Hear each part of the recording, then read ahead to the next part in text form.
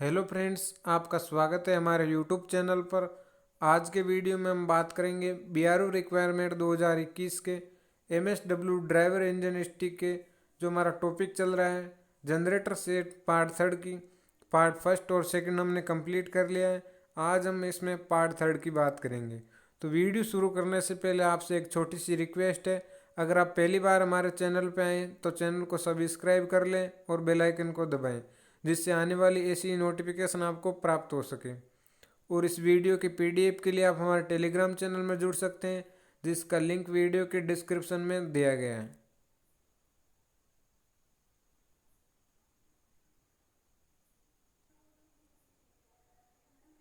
हम generator set के पार्टों की चर्चा कर रहे थे और उसके वर्णन को पढ़ रहे थे। उसमें आज हमारा है कंट्रोल पैनल या पावर कैम। इसमें हम पढ़ते हैं कि इसकी सहायता से हम डीजल जनरेटर को ऑन और ऑफ कर सकते हैं। इसके ऊपर एक डिस्प्ले होता है जिसे हम डीजी का आउटपुट वोल्टेज, फ्रिक्वेंसी, एम्पियर आदि देख सकते हैं। इसके बाद में इसके जनरेटर सेट का अगला पार्ट रहेगा, वो हमारा है एयर फिल्टर के बारे में। डीजल जनरेटर को चलाने के लिए डीजल के साथ एयर की भी ज़रूरत होती है, तो इसके लिए हम बाहर की हवा को उपयोग में लेते हैं। साथ ही इस एयर के साथ कोई डस्ट ना जाए, इसी को रोकने के लिए ही एयर फिल्टर का प्रयोग किया जाता है। अब हम इसकी विस्तार से चर्चा करते हैं। एयर फिल्टर को या एयर क्लीनर एक ही बात है। इसमें हम देखते हैं ये इंजन इनटेक सिस्टम में प्रवाहित हवा को साफ करता है। वातावरण में हवा के अंदर काफ़ी धूल होती है और यदि इस धूल को इंजन के अंदर जाने दें तो ये धूल, जिसमें मिट्टी, रेत आदि शामिल होती है, सिलेंडर, पिस्टन रिंग इत्यादि के अंदर एम्ब्री का काम करके इनको जल्दी घिसा देती है, जिससे इंजन की लाइफ कम हो जाती है। तो आप एयर फिल्टर का चित्र भी देख सकते हैं। Layout of intake and exhaust system में एयर क्लीनर दिखाया गया है, यहाँ पे इस प्रकार लगा होता है। उसके बाद यहाँ से हवा साफ होके इस अंदर आती है। आगे हम इसमें देखते हैं एयर क्लीनर फिट करने के क्या कारण रहे होंगे। इसमें पहला है, एयर क्लीनर इसलिए प्रयोग किए जाते हैं ताकि हवा के अंदर धूल, मिट्टी, वस्तुएं इंजन में न जाने दें, जिससे इंजन के पुर्जे जल्दी नहीं घिसे।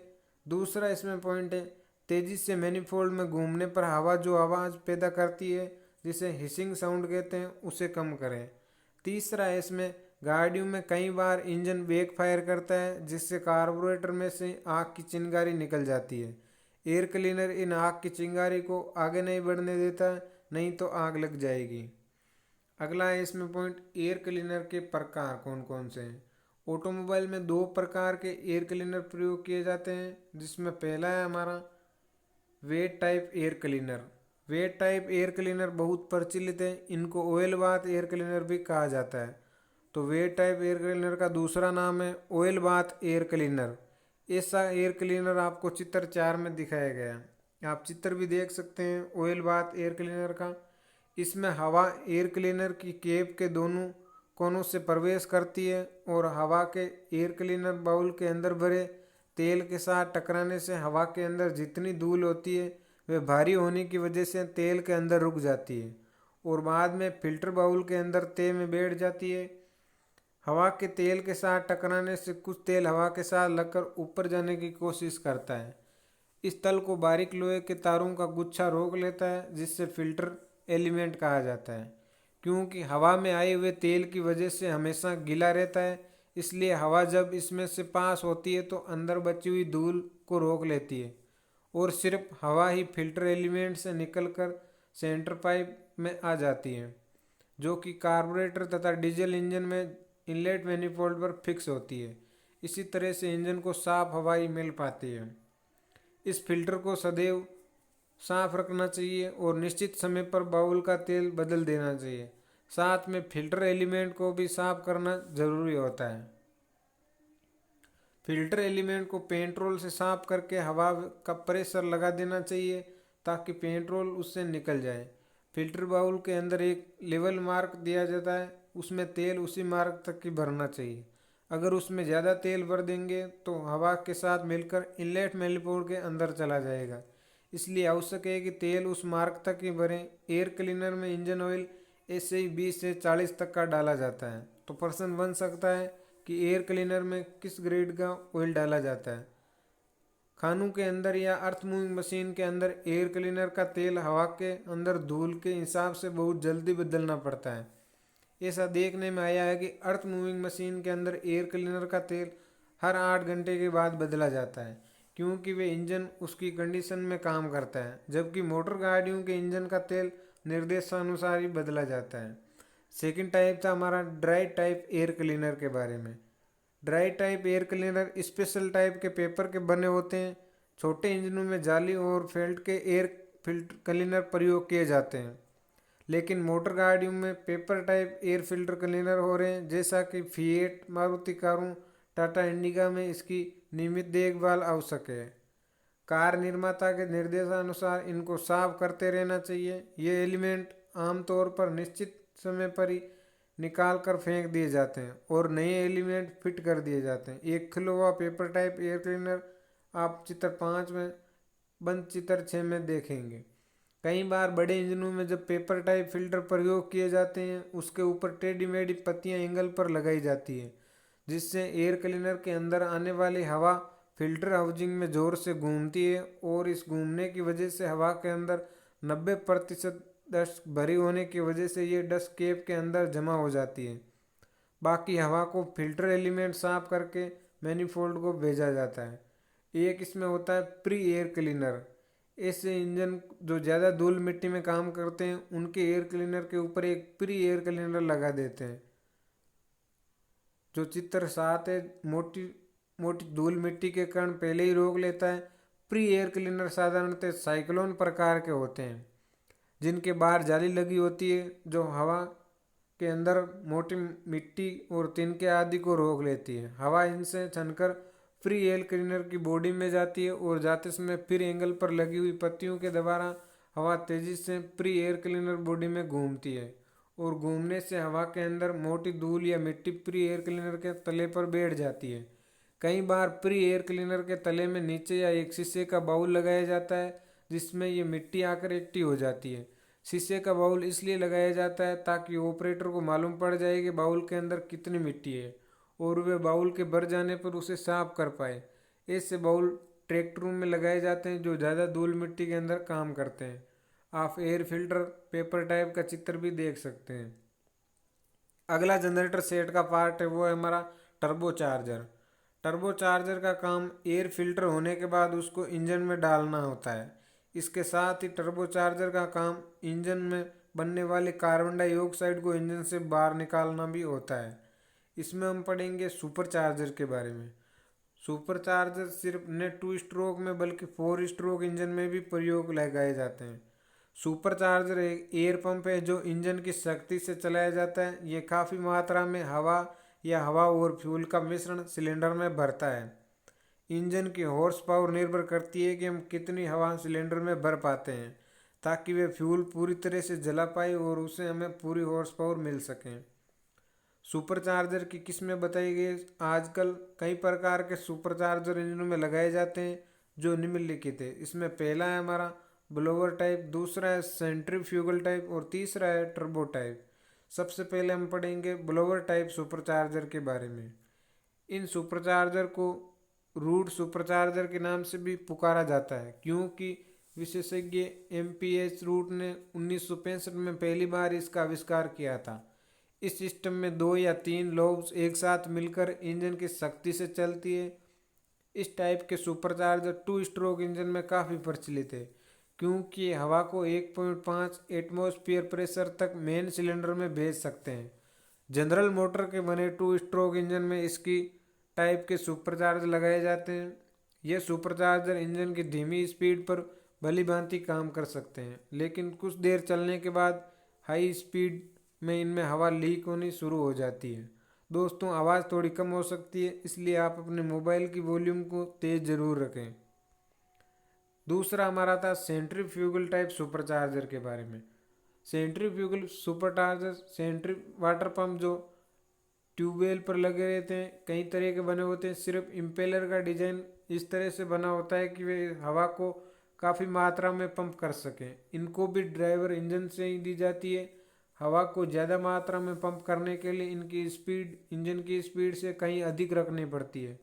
ऐसे सुपरचार्जर कम जगह घेरते हैं, हवा को काफ़ी मात्रा में पंप कर सकते हैं, वजन में हल्के होते हैं, लेकिन क्योंकि ये काफ़ी स्पीड पर चलते हैं इसलिए इनको चलाने के लिए ज़्यादा हॉर्स पावर की भी ज़रूरत पड़ती है।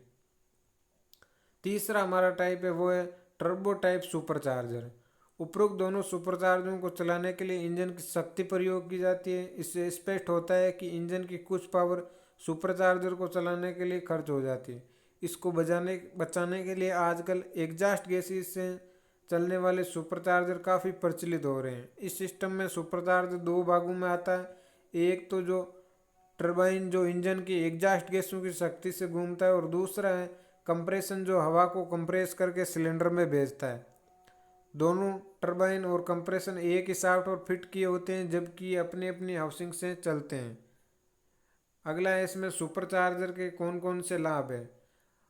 हवा को काफ़ी मात्रा में सिलेंडर में भेजकर हमें हायर थर्मल एफिशिएंसी प्राप्त होती है। सुपरचार्जर लगाने से एक इंजन में 20 से 30% अधिक पावर मिल पाती है। तीसरा है इसमें सुपरचार्जर लगाने से फ्यूल कंजप्शन 10% कम हो जाती है। चौथा है इसमें सुपरचार्जर लगे इंजन का एग्जॉस्ट साफ होता है। आगे इसमें सुपरचार्जर की हानियाँ क्या क्या है। सुपरचार्जर वाले इंजन में ज़्यादा हवा भेजने से उसके अंदर प्रेशर काफ़ी बढ़ जाता है। उसको सहन करने के लिए महंगी धातु की बॉडी प्रयोग की होती जाती है, जिससे इंजन महंगे हो जाते हैं। ज़्यादा प्रेशर को सहन करने के लिए इंजन के भाग मजबूत बनाने पड़ते हैं, जिससे साधारणतः इंजन की अपेक्षा ऐसे इंजन का वजन बढ़ जाता है। तीसरा पॉइंट है हानि है वो हमारी, अगर इंजन में टर्बोचार्जर न लगा हो तो इंजन की कुछ शक्ति सुपरचार्जर चलाने में लग जाती है। चौथा है पॉइंट है इसमें, ऐसे इंजनों में प्रेशर के साथ तापमान काफ़ी बढ़ जाता है, जिसको कंट्रोल करने के लिए बड़े साइज के रेडिएटर की भी आवश्यकता पड़ती है। अगला जनरेटर सेट का पार्ट है वो है हमारा साइलेंसर। जब डीजल जनरेटर चलता है तो वह बहुत ही आवाज़ करता है। उस आवाज़ को कम करने के लिए साइलेंसर का प्रयोग किया जाता है। साइलेंसर कहो या एग्जॉस्ट पाइप कहो, दोनों एक ही बात है, या एग्जॉस्ट मफलर बोलो, इसको नाम सेम ही जाना जाता है। सबसे पहले हम इसमें देखते हैं कि एग्जॉस्ट पाइप। एग्जॉस्ट मैनिफोल्ड से निकली हुई गैस एग्जॉस्ट पाइप द्वारा कैटेलिटिक कन्वर्टर तथा मफलर तक पहुंचाई जाती है। इंजन चलने से काफ़ी कंपन करता है, जबकि मफलर चेसिस के साथ लटकता रहता है। इंजन की वाइब्रेशन मफलर तक नहीं पहुंचे, इसलिए इसके बीच में फ्लेक्सिबल पाइप भी लगाई जाती है। अगला है इसमें एग्जॉस्ट मफलर के बारे में। एग्जॉस्ट वाल्व द्वारा निकाली जली हुई गैस एग्जॉस्ट पाइप से एग्जॉस्ट मफलर में जाती है, ताकि इसके अंदर एग्जॉस्ट गैसों का तापमान कम किया जा सके, एग्जॉस्ट गैसों की आवाज़ को कम किया जा सके, बिना जली गैसों और जलती हुई गैसों को ट्रैप कर सकें। एग्जॉस्ट मफलर के प्रकार बताए गए हैं। इसमें पहला है स्ट्रेट फ्लो मफलर। इस एग्जॉस्ट मफलर के अंदर एग्जॉस्ट गैस एक पाइप के बारीक छिद्रों द्वारा निकलकर दूसरी पाइपों के बारीक छिद्रों द्वारा बाहर निकाल दी जाती है। दूसरा इसमें प्रकार है वो है रिवर्स फ्लो मफलर। इस मफलर के अंदर 3 या 4 खाने बने होते हैं, और ये खाने एक दूसरे के साथ पाइपों द्वारा जुड़े रहते हैं। ये पाइप एक लाइन में नहीं बनी होती है। आप देखेंगे कि एग्जॉस्ट गैसों को ऐसे मफलर में आगे पीछे चलाना पड़ता है। आप देख सकते हैं दोनों के चित्र। Layout of exhaust system with, आप साइलेंसर का चित्र भी देख सकते हैं। सबसे पहले ये एग्जॉस्ट मैनिफोल्ड से यहाँ पे जुड़ा होता है, फिर यहाँ से एग्जॉस्ट गैस है वो इसमें आती है कैटेलिटिक कन्वर्टर, फिर मफलर में आती है, और फिर इस प्रकार बाहर निकाल दी जाती है। आगे हम इसमें देखते हैं, ऊपर दिए गए अनुच्छेद में हमें बताया गया है कि एग्जॉस्ट सिस्टम को थोड़ा सा एग्जॉस्ट बैक प्रेशर रखना है। आइए इस पर थोड़ी चर्चा करते हैं। आप जानते हैं कि जिस समय एग्जॉस्ट वाल्व खुला होता है उसी समय इनलेट वाल्व भी सेक्शन स्ट्रोक में खुला होता है। अगर इनलेट गैसें जो बहुत ठंडी होती है और थोड़ी रुकावट नहीं दे तो वे एग्जॉस्ट वाल्व जो एग्जॉस्ट गैसों के कारण ज़्यादा तापमान पर होता है उसके साथ लगकर उसे एकदम ठंडा करेगी, जिससे वाल्व टेढ़ापन पड़ जाएगा। इसलिए एग्जॉस्ट गैसों को बैक प्रेशर दिया जाता है ताकि एग्जॉस्ट वाल्व ठंडा होने से बचा जा सके। एग्जॉस्ट मफलर के अंदर एक छोटा सा होल दिया रहता है ताकि इसके अंदर अगर पानी कंडेंस हो जाए तो नीचे सड़क पर गिर जाए, नहीं तो ये पानी एग्जॉस्ट गैसों के साथ मिलकर तेजाब बन जाएगा और मफलर की चादर को कमज़ोर कर देगा। इसमें अगला पॉइंट है टेल पाइप का। टेल पाइप एक हिस्सा क्लैंप के साथ मफलर के साथ जुड़ा रहता है जबकि दूसरा हिस्सा चेसिस के साथ स्ट्रेप रहता है। ये मफलर से एग्जॉस्ट गैसों को लेकर गाड़ी के पीछे छोड़ देता है। मफलर की सर्विस। एग्जॉस्ट मफलर इंजन के काफ़ी देर चलने के बाद चोक हो जाते हैं। कई बार इंजनों के अंदर खराबी होने की वजह से जब फ्यूल ठीक तरह कंबेशन चैम्बर के अंदर नहीं चल पाता है तो ऑयल फ्लो के समय मफलर चोक हो जाते हैं जिससे एग्जॉस्ट गैसें खुली तरह से बाहर नहीं निकल पाती, जिसे हम बैक प्रेशर कहते हैं। इंजन में बैक प्रेशर ज़्यादा होने पर